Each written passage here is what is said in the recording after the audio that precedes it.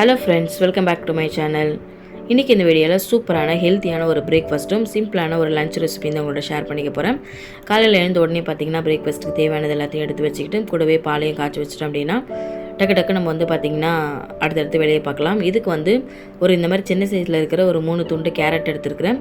நீங்கள் கேரட்டுக்கு பதில் மற்ற வெஜிடபிள்ஸ் கூட ஆட் பண்ணிக்கலாம். கார்ன் சேர்த்துக்கலாம், அதுக்கப்புறம் பீட்ரூட் ஆட் பண்ணிக்கலாம், அதுக்கப்புறம் வந்து அதுக்கப்புறம் பீன்ஸ் சேர்த்துக்கலாம்.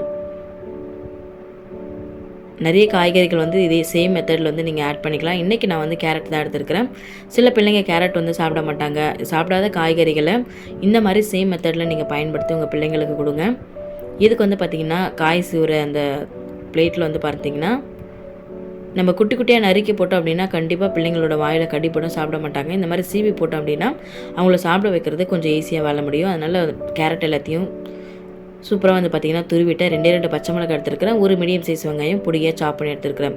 ஸோ இவ்வளோ பொடியாக சாப் பண்ண முடியுமோ அந்தளவுக்கு பொடியாக நம்ம வெங்காயத்தை வந்து சாப் பண்ணி எடுத்துக்கணும். இல்லை வெங்காயம் உங்களுக்கு நிறைய பிடிக்கும் அப்படின்னா நீங்கள் ஒரு 1.5 வெங்காயம்னு ஒரு பாதி வெங்காயம் கூட எக்ஸ்ட்ரா கூட ஆட் பண்ணிக்கலாம். இப்போ இதெல்லாத்தையும் நம்ம எண்ணெய் சேர்த்து வதக்கிறதுக்கு போகிறோம். இதுக்கு ஒரு அகலமான வானிலையில் ஒரு 2 டேபிள் ஸ்பூன் எண்ணெய் ஆட் பண்ணிக்கிட்டு 1 டேபிள் ஸ்பூன் கடலைப்பருப்பு, 1 டேபிள் ஸ்பூன் உளுத்தம்பருப்பு, பருப்பு நல்லா புரிஞ்சு வந்ததுக்கப்புறமா நறுக்கி வச்சுருக்க வெங்காயம், கேரட், பச்சை மிளகாய் இது எல்லாத்தையும் சேர்த்துட்டு இதுக்கு தேவையான அளவு உப்பு சேர்த்து கூடவே கொத்தமல்லி தழை, கருவேப்பிலை தழையை சேர்த்துட்டு நல்லா வதக்கி எடுத்துக்கலாம் ஹை ஃப்ளேமில் வச்சுட்டு. ஸோ ரொம்ப நமக்கு வந்து ப்ரௌனிஷாக வதங்கி வர வேண்டியதில்லை. ஓரளவுக்கு வந்து பார்த்திங்கன்னா ஒரு 60 to 70% வதங்கி வந்தாலே போதுமானது. வீட்டில் இருக்க தோசை மாவை வச்சே பார்த்திங்கன்னா இந்த ரெசிபி வந்து நீங்கள் செஞ்சிடலாம். இதை வந்து நீங்கள் ஊத்தாப்பம் ஸ்டைல்லையும் பண்ணலாம், இல்லை தோசை மாதிரி நீங்கள் வார்த்து கொடுக்கலாம், பிள்ளைங்களுக்கு வந்து வார்த்து கொடுக்கலாம். இல்லாட்டி நீங்கள் வந்து திக்காக வந்து அடை மாதிரி நீங்கள் போட்டு கொடுக்கலாம். ஸோ எப்படி வேணாலும் உங்களுக்கு எப்படி பிடிக்கும் அதை போட்டுக்கலாம். இன்றைக்கி நான் வந்து பார்த்திங்கன்னா குழி பணியாரம் தான் இதை வச்சு நான் பண்ணி கொடுக்க போகிறேன். இதுக்கு கூடவே வந்து பார்த்திங்கன்னா ஆப்டான ஒரு சைட் டிஷ் வந்து கார சட்னி தான். ஸோ கார சட்னிக்கு தேவையானதையும் எடுத்து வச்சுக்கிட்டேன். ஒரே ஒரு பெரிய வெங்காயம், ஒரு தக்காளி, கொஞ்சம் போல் கொத்தமல்லி தலையும் காம்பு எடுத்து வச்சுருக்கிறேன். காஞ்ச மிளகாய், கடலைப்பருப்பு, உளுத்தம்பருப்பு, அவ்வளோதான். பூண்டு, சிம்பிளான ஒரு ஐட்டம் இன்க்ரீடியன்ஸை இது கூட ஆட் பண்ணியிருக்கிறேன். இப்போ நம்ம வதக்கி எடுத்தது எல்லாத்தையும் நம்ம எடுத்து வச்சுருக்கிற தோசை மாவில் நம்ம சேர்த்துக்கலாம். இது கூட நம்ம தண்ணி சேர்க்க வேண்டியதில்லை. நம்ம தண்ணி சேர்த்தோம் அப்படின்னா நமக்கு பணியாரம் வந்து பார்த்திங்கன்னா ஒழுங்காக வராது. தண்ணி சேர்க்காமல் இட்லி நம்ம ஊற்றுற அந்த கன்சிஸ்டன்சியில் மாவு இருந்தாலே போதுமானது. இப்போ நம்ம அந்த மாவில் வதக்கி வச்ச எல்லாத்தையும் சேர்த்து நல்லா மிக்ஸ் பண்ணி விட்டுக்கலாம். சேம் இதே வானிலையில் வந்து பார்த்திங்கன்னா சட்னிக்கு தேவையானது எல்லாத்தையும் வதக்கி எடுத்து வச்சுக்கிட்டேன். இப்போது சட்னிக்கு வதக்குனது ஆறி வர்றதுக்குள்ளே நம்ம அந்த குழி பணியாரத்தை ஊற்றி எடுக்கலாம். நான் வந்து இன்றைக்கி இந்த மாதிரி குட்டியான ஒரு காம்பாக்டான ஒரு குழி பணியாரம் தான் வச்சுருக்கிறேன். ஏன்னா பிள்ளைங்களுக்கு சாப்பிட வைக்கணும் அப்படிங்கிறதுக்காக இந்த மாதிரி குட்டி குட்டி இட்லி தட்டு அந்த மாதிரி சின்ன சின்ன சைஸில் இருந்துச்சு அப்படின்னா பிள்ளைங்களை வந்து அட்ராக்ட் பண்ணி சாப்பிட வைக்கிறதுக்கு கொஞ்சம் ஈஸியாக இருக்கும் இல்லையா? அதனால் நான் வந்து இந்த மாதிரி பிள்ளைங்களுக்காகவே குட்டி குட்டியான குழி பணியாரம் வாங்கி வச்சுருக்கேன். இதுலேயே உங்களுக்கு நிறைய 12 குழி இருக்கிற மாதிரி கிடைக்குது, அதுக்கப்புறம் 8 குழி இருக்கிற மாதிரி கிடைக்கும், நிறைய அதிகமான குழி கொஞ்சம் பெரிய சைஸ்லேயும் கிடைக்குது. குட்டீஸ் இருக்கிற வீட்டில் இந்த மாதிரி இருந்தது அப்படின்னா அவங்கள சாப்பிட வைக்கிறதுக்கு கொஞ்சம் ஹெல்ப்ஃபுல்லாக இருக்கும்.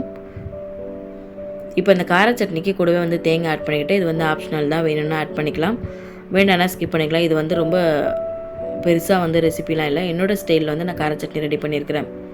ஸோ வேலை முடிஞ்ச உடனே கையை பார்த்திங்கன்னா நம்ம கவுண்டர் டாப்பு ஸ்டவ் கிட்டலாம் தொடச்சி வச்சுக்கிட்டோம் அப்படின்னா பார்க்குறதுக்கு கொஞ்சம் நீட்டாக இருக்கும். நமக்கு வேலை செய்கிறதுக்கு பார்த்திங்கன்னா மைண்டு கொஞ்சம் ஃப்ரெஷ்ஷாக இருக்கும். இப்போ எண்ணெய் கொஞ்சம் தாராளமாகவே சேர்த்துக்கிட்டேன். எண்ணெய் நல்லா காஞ்சி வந்ததுக்கப்புறமா ஒரு ஸ்பூனில் வந்து பார்த்திங்கன்னா நம்ம எடுத்து போட்டுக்கிட்டோம் அப்படின்னா கொஞ்சம் ஈஸியாகவே இருக்கும் நமக்கு.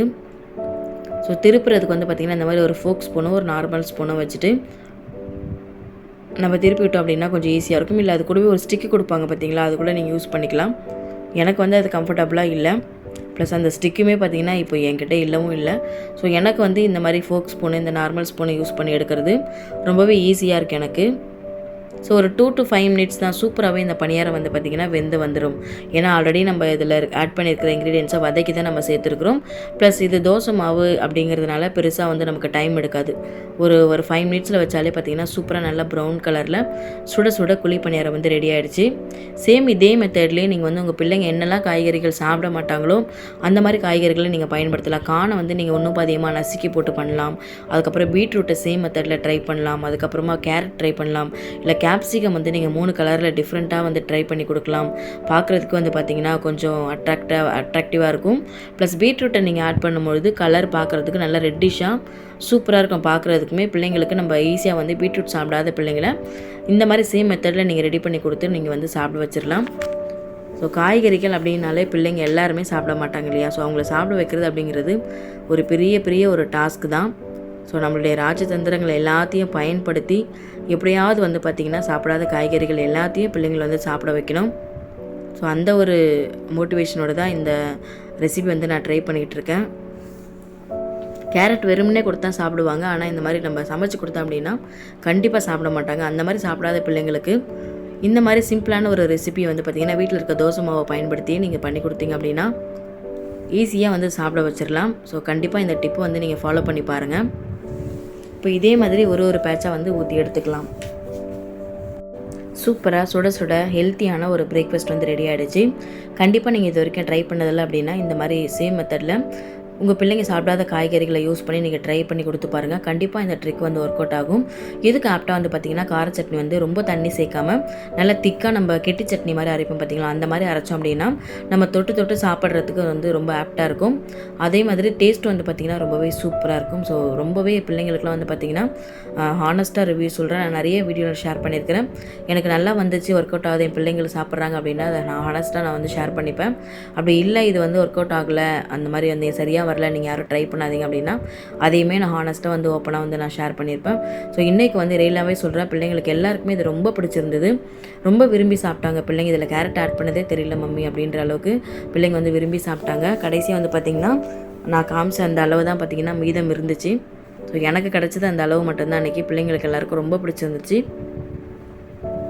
சூப்பராக பிரேக்ஃபாஸ்ட்லாம் முடிச்சதுக்கப்புறம் வந்து பார்த்திங்கன்னா ஒரு 1 hour கழிச்சிட்டு சூடாக ஒரு கப்பு காஃபி குடிச்சிட்டு லஞ்ச் ரெடி பண்ண வந்துட்டேன். இன்றைக்கி சிம்பிளான ஒரு பட்டாணி புலாவ் தான் செய்ய போகிறேன். அதுக்கு ஒரு ப்ரெஷர் குக்கர் எடுத்துகிட்டு தேவையான அளவு எண்ணெயும் நெய்யும் சேர்த்து ஆட் பண்ணிக்கலாம்.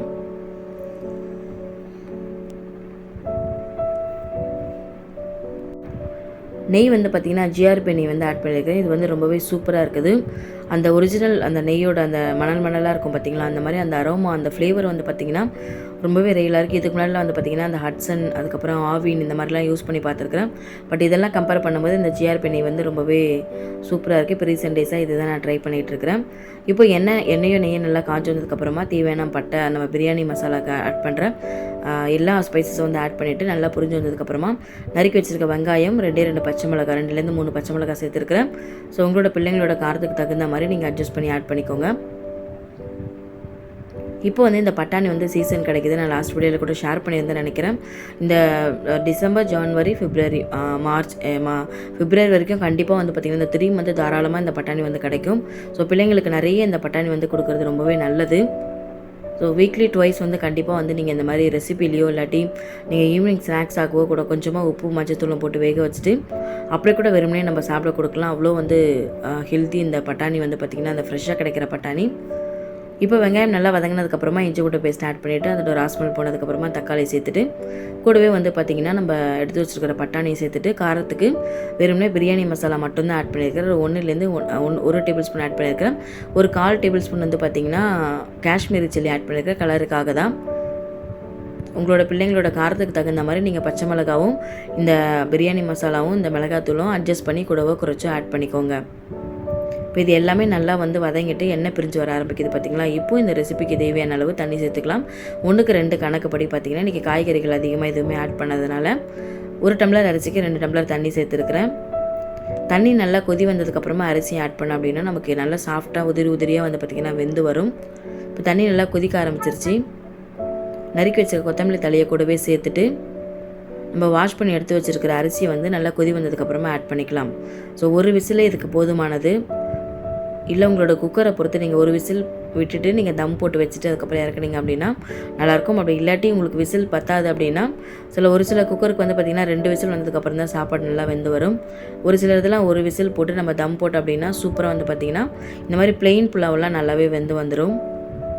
ஸோ உங்களோட குக்கரோட டைமிங் பொறுத்தபடி நீங்கள் வந்து விசிலை வந்து அட்ஜஸ்ட் பண்ணி நீங்கள் இதுக்கு வந்து ஆட் பண்ணி சேர்த்துக்கோங்க. நான் வந்து 2 விசில் வச்சுட்டு ஃப்ளேம் வந்து ஆஃப் பண்ணிட்டேன். கொஞ்சம் நேரம் வந்து அப்படியே தம் போட்டேன். ஒரு 10 minutes வந்து அந்த ப்ரெஷர் இறங்குற வரைக்கும் வச்சுருந்தாலே நமக்கு போதுமானது. நல்லா ப்ரெஷர் இறங்கினதுக்கப்புறமா ஓப்பன் பண்ணி பார்த்தோம் அப்படின்னா சூப்பரான சிம்பிளான குட்டீஸ்க்கெலாம் ஏற்ற மாதிரி காரமும் பார்த்திங்கன்னா கம்மியாக இருக்கிற பட்டாணி புலாவ் வந்து ரெடி ஆகிடுச்சு. உங்களோட குட்டீஸோட லஞ்ச் பாக்ஸ்க்கு இந்த ரெசிபியை கண்டிப்பாக நீங்கள் ட்ரை பண்ணி பாருங்கள். அண்ட் மறக்காமல் நான் சொன்ன அந்த பிரேக்ஃபாஸ்ட்டில் சொன்ன அந்த ட்ரிக்ஸையும் நீங்கள் யூஸ் பண்ணி பாருங்கள். என்ன காய்கறிகள்லாம் சாப்பிட மாட்டாங்களோ அதெல்லாம் நீங்கள் இந்த மாதிரி மெத்தடில் நீங்கள் பண்ணி கொடுத்தீங்க அப்படின்னா உங்கள் பிள்ளைங்களை ஈஸியாக சாப்பிட வைக்கலாம். ப்ளஸ் வந்து நம்ம அதில் ஆட் பண்ணியிருக்கிறோம் அப்படின்றதே தெரியாத அளவுக்கு அவங்க வந்து பிள்ளைங்க சாப்பிட்ருவாங்க. ஸோ கண்டிப்பாக இந்த டிப்பை மறக்காமல் நீங்கள் ஃபாலோ பண்ணி பாருங்கள். ஒர்க் அவுட் ஆச்சா இல்லையா அப்படின்றத மறக்காமல் கமெண்ட்ஸில் ஷேர் பண்ணுங்கள். இன்றைக்கி நான் காட்டின இந்த பட்டாணி புலாவ் ரெசிபியும் பிரேக்ஃபாஸ்ட்டுக்கு ஷேர் பண்ணியிருந்த அந்த கேரட் குழி பணியாரமும் உங்களுக்கு பிடிச்சிருந்தது அப்படின்னா கண்டிப்பாக நீங்கள் ட்ரை பண்ணி பாருங்கள். எப்படி வந்தது அப்படின்னு மறக்காமல் என்னோட ஷேர் பண்ணிக்கோங்க. இந்த வீடியோ உங்களுக்கு பிடிச்சிருந்தால் என்னோடய சேனலை லைக் பண்ணுங்கள், ஷேர் பண்ணுங்கள், சப்ஸ்கிரைப் பண்ணுங்கள். மறக்காமல் பக்கத்தில் இருக்க பெல் ஐக்கானை கிளிக் பண்ணுங்கள். ஃபர்தராக என்னோடய வீடியோஸ் எல்லாமே உங்களுக்கு நோட்டிஃபிகேஷனில் வரும். வேறொரு இன்ட்ரெஸ்டிங்கான ரெசிபிஸோடு உங்களை சந்திக்கிற friends. Until then, bye from Caroline Kitchen Lifestyle. Bye friends. Thanks for watching.